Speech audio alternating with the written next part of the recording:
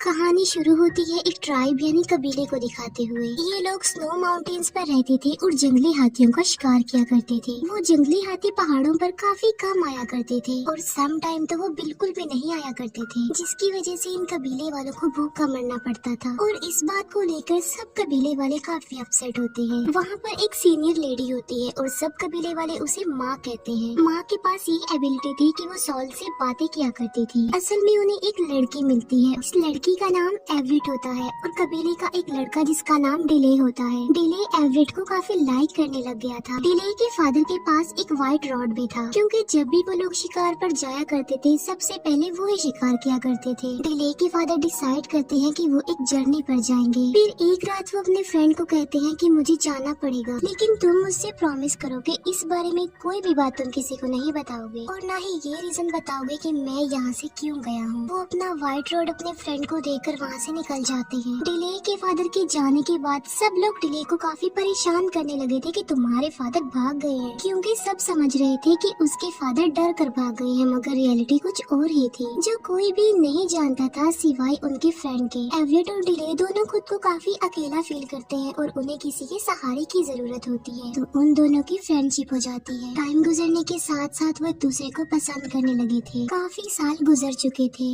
Everett और delay भी अब बड़े हो चुके थे। एक बार फिर से वो जंगली हाथी इनके इलाके में आते हैं। ये फैसला किया जाता है कि जो सबसे पहले शिकार करेगा उसकी शादी एवरेट से करवा दी जाएगी और वो व्हाइट रॉड भी उसे मिल जाएगा। और तो और उसे कबीले का लीडर बना दिया जाएगा। एवरेट डिले से कहती है कि चलते हैं हम यहाँ से, फिर हम शादी कर लेंगे। डिले कहता है कि नहीं, मैं नहीं भागूंगा जैसे मेरे फादर भाग गए, और देखना मैं ही जंगली हाथी का शिकार करूंगा और तुमसे ही शादी करूंगा। सब कबीले के लोग जंगली हाथियों का शिकार करने के लिए चले जाते हैं। एक काफी बड़े जंगली हाथी को वो एक जाल में फंसाने में कामयाब हो जाते हैं, लेकिन वो हाथी रस्सियों को तोड़कर भाग जाता है, लेकिन स्टील जाल उसकी बॉडी में फंसा हुआ था। सारे कबीले वाले उस जाल को पकड़ लेते हैं। हाथी तेजी से भाग रहा होता है और सबको जाल छोड़ना पड़ता है। सिर्फ डिले का हाथ ही अब तक जाल में अटका हुआ था। हाथी डिले को घसीटते हुए माउंटेन्स के टॉप पर ले आता है। वहाँ पर लाकर वो हाथी डिले पर अटैक कर देता है, लेकिन डिले उस हाथी को एक रॉड मारता है जिससे उसे कोई भी फर्क नहीं पड़ता और वो एक बार फिर से डिले पर अटैक कर देता है। फिर डिले एक और रॉड उस हाथी को मारता है और इस बार वो हाथी मर जाता है। इतनी ही देर में सारे कबीले वाले भी वहाँ पर पहुँच जाते हैं। वो देखते हैं कि डिले ने अकेले ही इतने बड़े हाथी को मार डाला है। ये देखकर सब लोग काफी खुश होते हैं। डिले को वो व्हाइट रॉड दे दिया जाता है और फैसले के अकॉर्डिंग एवरेट उसे सौंप दी जाती है और डिसाइड किया जाता है कि इन दोनों की शादी होगी। लेकिन डिले एक बात को सोचकर काफी वरिड होता है, क्योंकि सब सोच रहे थे कि डिले ने जाल को नहीं छोड़ा था, लेकिन रियलिटी तो ये थी कि उसने भी जाल छोड़ दिया था। वो तो उसका हाथ उसमें अटका रहा। इसी वजह से वो उस व्हाइट रॉड को रिटर्न कर देता है। वो एवरेट को कहता है कि मैंने उस हाथी को नहीं मारा है, बल्कि वो मेरी रॉड में अटक गया था और इसीलिए मैंने वो व्हाइट रॉड रिटर्न कर दिया है। उस व्हाइट रॉड को उसने छोड़ दिया, इट्स मीन कि उसने एवरेट को छोड़ दिया, क्योंकि एवरेट उसी को मिलती जिसने हाथी का शिकार किया। इस बात से एवरेट उससे नाराज हो जाती है और उन दोनों में सेपरेशन हो जाती है। नो डाउट वो दोनों एक दूसरे से बहुत प्यार करते थे, मगर वो ट्रेडिशन से कनेक्टेड थे। उसी रात कुछ घोड़े पर सवार लोग उनके कबीले पर अटैक कर देते हैं और कबीले के काफी मेल्स और फीमेल्स को प्रिजनर बनाकर अपने साथ ले जाते हैं और उन प्रिजनर्स में एवरेट भी शामिल थी। लेकिन डिले और उसके कुछ साथी बच जाते हैं। डिले कहता है कि मैं अपने कबीले के लोगों और एवरेट को बचाकर जरूर वापस ले आऊंगा। डिले का साथी बोलता है कि उन खतरनाक माउंटेन से कोई भी वापस नहीं आता। डिले कहता है कि जिन लोगों ने अटैक किया है वो भी तो वहीं से आए थे। वो डिसाइड करता है कि मैं उनका पीछा करूंगा। इसके बाद डिले उन लोगों और उनके घोड़ों के पैरों के निशानों को फॉलो करते हुए आगे बढ़ता है। डिले के साथ उसके कुछ साथी भी होते हैं, लेकिन जो उनकी जर्नी थी वो काफी टफ थी और तो और खुद को और उन लोगों की जान बचाकर वापस आना काफी डिफिकल्ट था। लेकिन डिले और उसके साथी किसी भी चैलेंज को एक्सेप्ट करने के लिए तैयार थे, क्योंकि उन्होंने अपने लोगों को सही सलामत वापस लेकर आना था। वो कॉन्टिन्यूसली दिन रात अपने सफर में ही गुजारते हैं।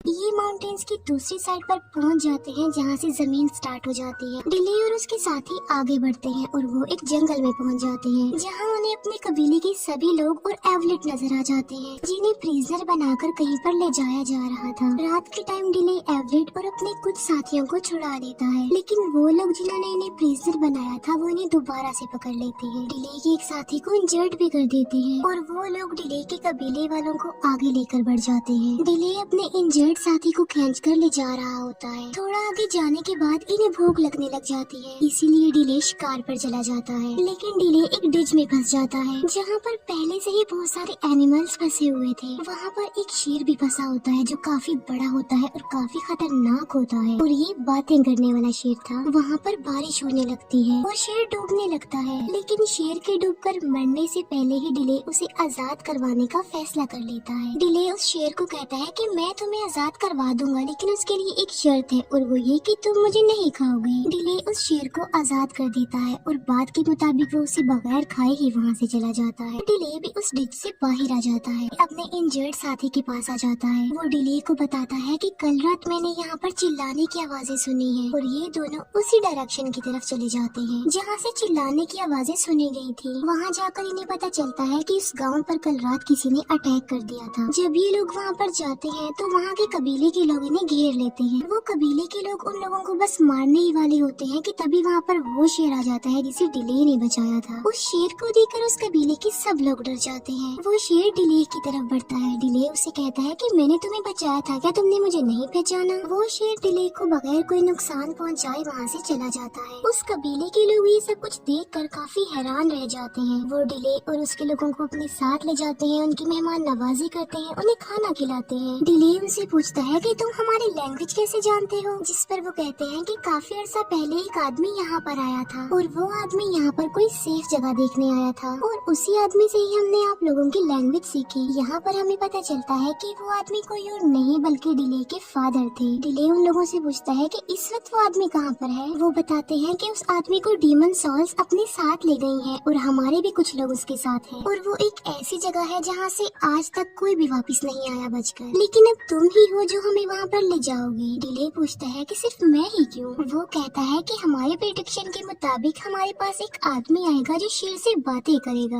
वो आदमी हमारे लोगों की जान बचाएगा। उस कबीले के लोग आसपास के सभी कबीले वालों को ये इन्फॉर्मेशन देते हैं कि शेर से बातें करने वाला आ गया है। डिले का एक साथी उसे बताता है कि मैं तुम्हें आज एक बात बताता हूँ, और वो ये कि तुम्हारे फादर किसी से डर के नहीं भागे थे। वो अपने कबीले के लोगों की जान बचाने के लिए सेफ जगह ढूंढने के लिए निकले थे ताकि हमारे लोगों को भूखा न मरना पड़े। डिले उससे पूछता है कि तुमने मुझे ये बात पहले क्यों नहीं बताई? वो कहता है कि तुम्हारे फादर ने मुझे मना किया था कि ये बात किसी को भी नहीं पता लगनी चाहिए, क्योंकि अगर कबीले वालों को ये बात पता चल जाती तो वो सब की सब एक एक करके उस जगह को छोड़कर भागने लगते। इसीलिए उन्होंने मुझे ये कहा था कि मैं इस बात को सीक्रेट रखूं। डिले के साथ वो कबीले के लोग भी माउंटेन्स की तरफ बढ़ते हैं। वो लोग रिवर तक पहुंच जाते हैं और बोट्स में बैठकर आगे बढ़ते हैं, लेकिन डिले और उसके लोग आगे नहीं जा सकते थे क्योंकि उनके पास बोट्स नहीं थी। इसीलिए वो डिसाइड करते हैं कि वो पैदल ही अपना सफर तय करेंगे। लेकिन पैदल सफर करना काफी मुश्किल था क्योंकि वो एक काफी बड़ा डेजर्ट होता है जहाँ पर उन्होंने सफर करना था, और उन लोगों से पहले कोई भी उस डेजर्ट को पार नहीं कर पाया था। लेकिन डिले कहता है कि हम इस डेजर्ट को पार कर लेंगे, अपने लोगों को आजाद करवा कर ले आएंगे। इसीलिए ये लोग अपने मंजिल के लिए आगे बढ़ जाते हैं। काफी दिनों सफर कर लेने के बाद फाइनली ये डेजर्ट की उस तरफ चले जाते हैं।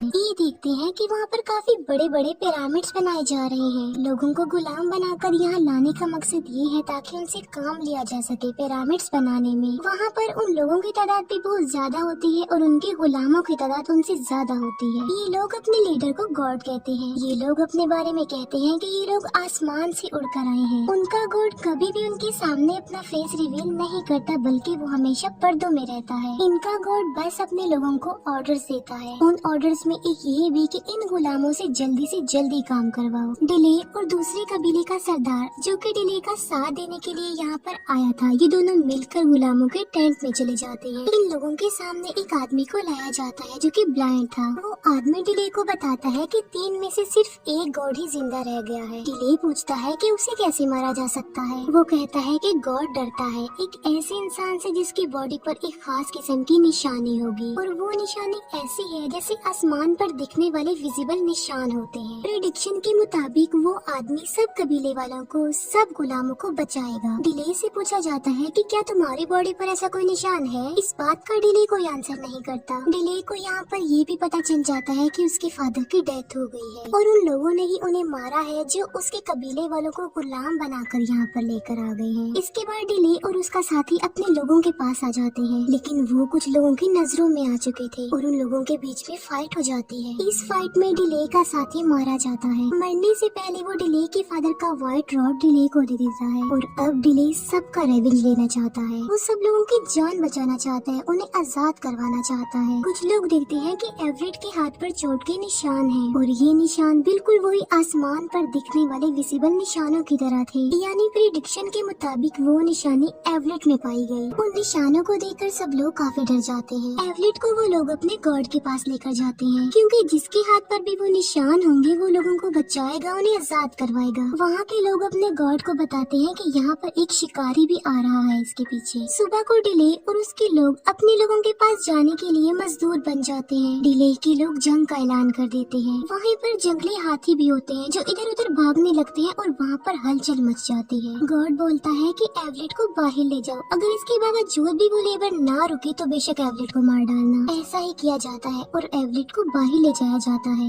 लेकिन डिले और उसके लोग एवरेट को देखकर रुक जाते हैं। तभी वहाँ पर गॉड आ जाता है उनका और सब लोग झुक जाते हैं। गॉड का एक आदमी सबको कहता है कि जो भी इस लड़की को यहाँ से लेकर जाना चाहता है वो इसे यहाँ से ले जाए हमेशा के लिए, और हम वादा करते हैं कि इस बार हम उसे नहीं रोकेंगे। डिले बोलता है कि मैं एवरेट को तो ले जाता हूँ, लेकिन मेरे बाकी साथियों का क्या होगा? गॉड बोलता है कि अब वो हमारे गुलाम है, अब वो हमारे लोग हैं। इसीलिए डिले उनकी ये बात मानने पर इनकार कर देता है। वो उस व्हाइट रोड को गॉड की तरफ फेंकता है और व्हाइट रोड गॉड के आर पार हो जाता है। डिले कहता है कि देखो तुम सब, वो भी हमारी तरह एक इंसान था, उसे भी तकलीफ होती थी और अब देखो वो मर गया है। और तभी दोनों कबीलों के बीच एक वॉर स्टार्ट हो जाती है और इस जंग में डिले के लोग जीत जाते हैं। लेकिन कबीले का वो आदमी जो उन लोगों को प्रिजनर बनाकर यहाँ पर लाया था वो एवरेट को एक तीर मार डालता है, जिससे एवरेट मर जाती है। बदले में डिले उस आदमी को भी मार डालता है जिसने एवरेट पर तीर मारा था। डिले अपने कबीले वालों को और बाकी सबको यहाँ पर बचाने आया था, लेकिन उसने इस दौरान अपने बहुत करीबी लोगों को खो दिया। माँ जो कि दूर से उन सबको देख रही होती है, उन्हें अपनी पावर्स दे रही होती है। यहाँ पर माँ अपनी जान की कुर्बानी देकर एवरेट की जान वापस ले आती है। एवरेट दोबारा से जिंदा हो जाती है। जाने से पहले दूसरे कबीले के वो लोग जिन्होंने इन्हें पनाह दी थी वो डिले को कुछ बीज देते हैं और डिले को कहते हैं कि तुम्हारे फादर चाहते थे कि तुम इन बीजों को अपनी जगह पर लेकर जाओ और इन्हें वहाँ पर उगाओ। डिले बिल्कुल ऐसा ही करता है। वो अपनी जगह पर जाकर इन बीजों को उगा देता है और वहाँ पर पौधे लगने लगते हैं। अब के बाद इन्हें कभी भी भूख का सामना नहीं करना पड़ेगा और न ही ये भूखे मरेंगे। और बस यहीं पर ये मूवी एंड हो जाती है। Thank you for watching.